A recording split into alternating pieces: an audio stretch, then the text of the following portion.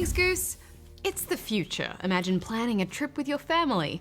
You climb into your cryo-sleep pods and prepare to snooze your way through the journey so that you can arrive at your destination in what feels like the blink of an eye. Or so you thought. Dream of us and you will see monsters can't harm you or me.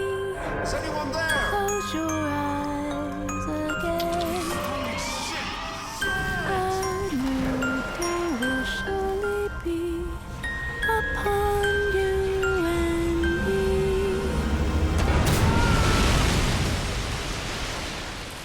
Stasis is a point-and-click sci-fi adventure. First of all, I loved the very opening cinematic credit sequence. It really set the mood, didn't it? Yeah, I really enjoyed the art and design of this game. The first thing you'll notice is the isometric view, which isn't all that common for this genre, but I think it works quite well. Yeah, I think so too. You play as John Marachek. After stumbling out of stasis and making your way to the medical bay to put yourself back together, you do your best to try and figure out what has gone wrong. Straight away, there is a seriously eerie vibe. The ship's robotic AI voices are terrifying. Increased heart rate detected. Automated medical care systems are non-functional. Please seek medical attention. And even then, the thought of getting myself patched up didn't seem too appealing when I saw that robot surgery arm. Prometheus, anyone? Being a point-and-click puzzler, you'll have to do your fair share of mouse hovering and random clicking to find solutions. For me, I think the interface was a little clunky, and it took a while to get the hang of it. I don't think that'll work.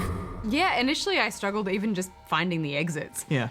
The actual doorways are obvious, but some areas of the screen just fade to black. But those are sometimes exits too. Well, maybe they just wanted to create that sense of post-stasis disorientation. My biggest issue with this was the pathfinding. What's going on there?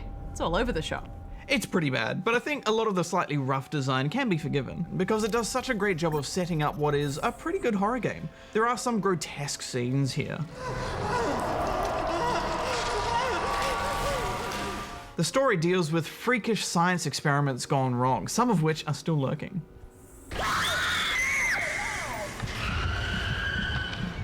Yeah, not to mention getting a puzzle wrong in this game doesn't just mean frustration, but often brutal death.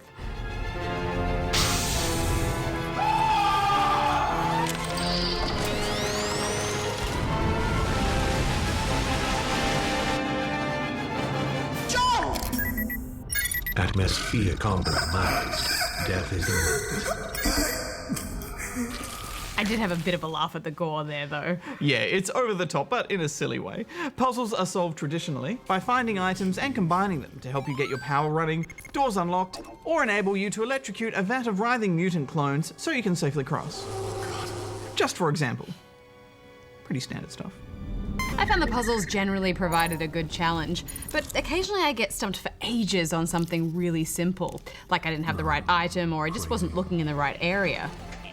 And this frustrated me a lot. I mean, I don't necessarily think this game needs a hint system as such, but maybe a few more vocal cues from John to point me in the right direction. And give me something, dude. Yeah, definitely. You end up doing a fair bit of back and forth just trying to figure out what you're missing.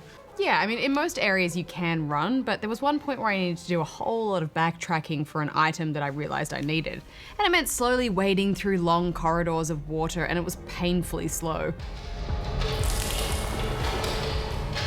For me, it was all that time traveling in elevators, which made the backtracking so much slower. Medical wing is on that tram line, so it should be a quick ride. Thank you, Tia. And I'm sorry about your friend. Yeah, I think that might have been to cover loading, and I do think they've tackled that rather well in general. It's not exactly a graphically impressive game, and there aren't any settings to improve that, but there are some specky cutscenes thrown in to link the more significant moments, which is nice.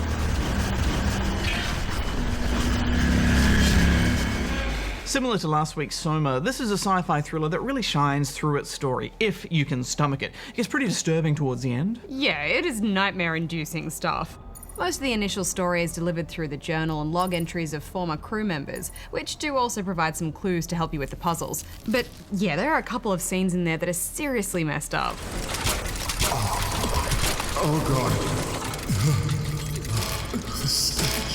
Final thoughts, Hex? Well, I really enjoyed the premise, and it sets that space horror scene so well with its environments and wonderful sound design. but the mechanics are a little bit too rough for me, and I nearly rage quit on some of those puzzles for silly reasons that could have been fixed. So I'm giving it 2.5 stars. Yeah, I was frustrated at times, but I was determined to see this through, and I'm glad I did. There's also talk of this coming to mobile devices, and I think it would be perfect for that. I'm giving it 3 stars. Just